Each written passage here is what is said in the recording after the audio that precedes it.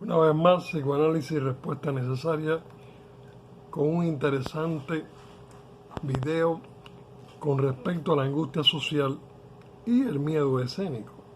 Bien, esto va para todos nosotros y para todos nuestros amigos los artistas y aspirantes al protagonismo.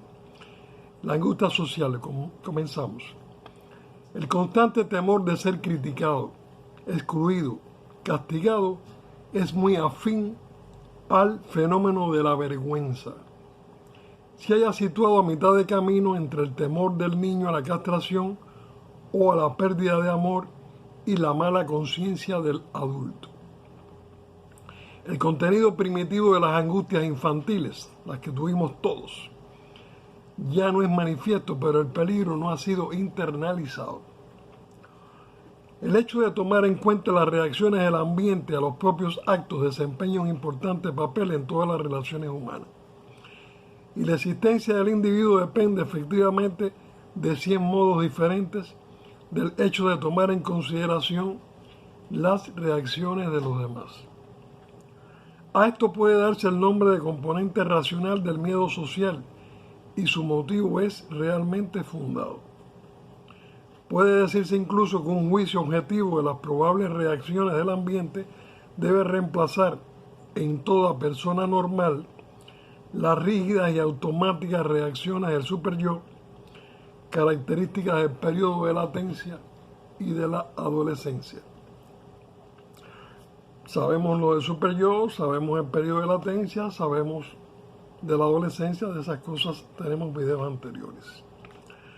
El desarrollo completo del principio de realidad, que hemos tratado también desde el principio con el bebé, incluye una reproyección en grado razonable de parte del superyo sobre nuestro mundo externo. Este componente racional del temor social, decididamente no es patológico, no tiene nada de enfermizo. Lo es más bien una falta del mismo, es decir, la incapacidad de prever posibles reacciones, como falta de tacto, que indica una perturbación del sentido de la realidad. Pero es patológico, es enfermizo el caso de una angustia social que excede en importancia a todas las demás relaciones de objeto, cuando las críticas y castigos esperados son juzgados de una manera objetivamente errónea. Una angustia social de esta índole representa o bien una parte del miedo que el niño tiene a sus padres, que la persona no llegó a internalizar nunca del todo, o una reproyección del superyo sobre el medio ambiente. La primera variedad de angustia social exagerada debe ser considerada como corolario de una intensificación de esa cosa tan importante que es la ambivalencia en el ser humano. El que a todos odia, a todos tendrá que temer. El que a todos odia, a todos tendrá que temer. Los neuróticos obsesivos son a menudo, no siempre, pero a menudo, particularmente corteses, acomodaticios y considerados con los demás. Esto es expresión de formaciones reactivas. Una vez hablamos de las formaciones reactivas, reaccionar diferente a lo que se siente, destinadas a coartar las tendencias agresivas. Puede ser al mismo tiempo un intento de restablecer la autoestima que ha sido perdida o puesta en peligro por un sentimiento de culpa. Recuerden cuando hablamos del sufrimiento y el sentimiento de culpa. Mediante un llamamiento al juicio o a la clemencia de los demás.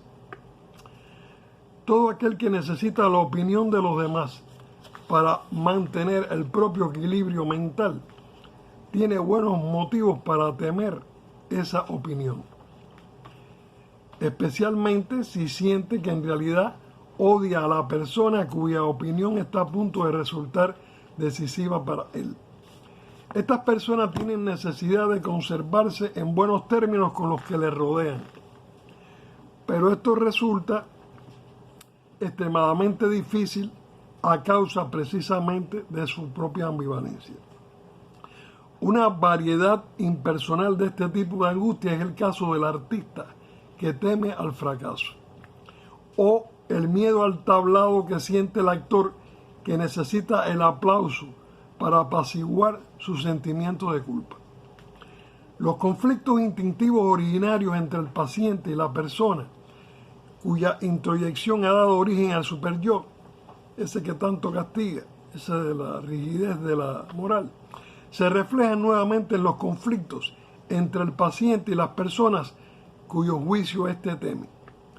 Secundariamente, las ideas de perdonar y castigar pueden ser sexualizadas. Una angustia social similar a esta, aún más acentuada, es la que padecen las personas con fijaciones orales. Hablamos en la etapa oral, busquemos los videos.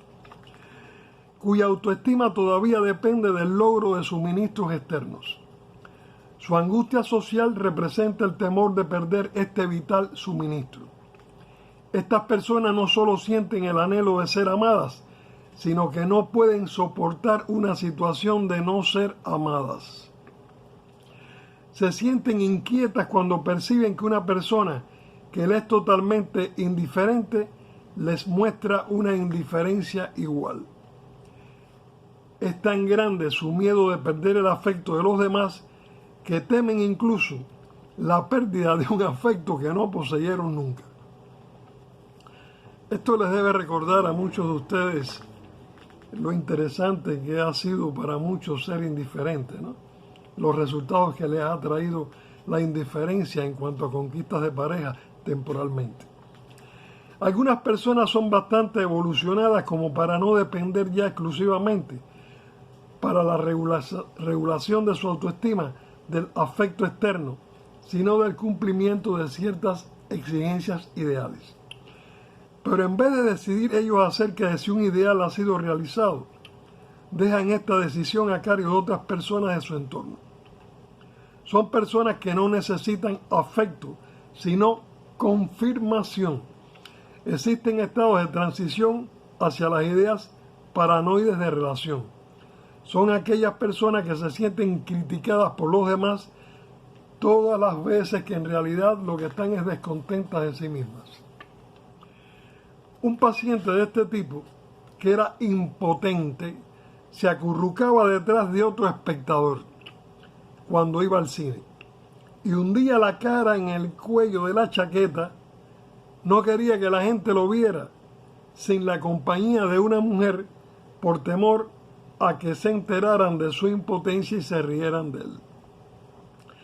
El hecho de que en la angustia social o en la cuestión escénica sea predominante el temor a la pérdida de amor, no debe inducir a la conclusión de que la angustia de castración no tenga su parte también en la misma.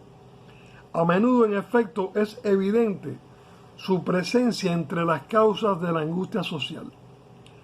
Muchos pacientes se hallan dominados por una constante preocupación por mantener la estima del médico, el dentista, el barbero o el sastre.